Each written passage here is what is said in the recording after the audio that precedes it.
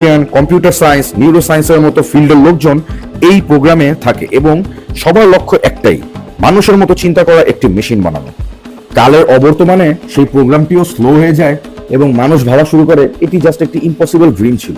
কিন্তু সাল 1997 এমন একটি সময় আসলো যে পুরো বিশ্ববাসী অবাক হয়ে গেল, কারণ আইবিএম বানিয়ে ফেলে নিজেদের এক সুপার কম্পিউটার যার নাম ডিপ ব্লু। এটা ওই সময়ে চেস এর ওয়ার্ল্ড চ্যাম্পিয়নকে হারিয়ে ফেলে। এরপর এআই এর এক্সিস্টেন্সকে কেউ আর নজর এড়াতে পারলো না। দেন 2011 সালে অ্যাপল লঞ্চ করলো সিরি। প্রথমবার এমন একটি সময় এসেছে যখন মানুষ কথা বলতে পারছিল মেশিনের সাথে। এআই পুরো দুনিয়া যাকে ইম্পসিবল ভাবতো তাকে পসিবল করে দেখালো। এরপর আসলো 30 নভেম্বর 2022। এটা শুধু একটা ডেট না, এটা একটা নতুন রেভলিউশন। কারণ এই দিনেই ওপেন এআই লঞ্চ করেছিল চ্যাট জিপিটি। প্রায় 70 বছর আগে অ্যালেন টিউরিং একটা কোশ্চেন করেছিল, ক্যান মেশিনস থিঙ্ক? এবং 2022 আসতে আসতে মেশিনস জবাব দিয়ে দিল, ইয়েস উই ক্যান।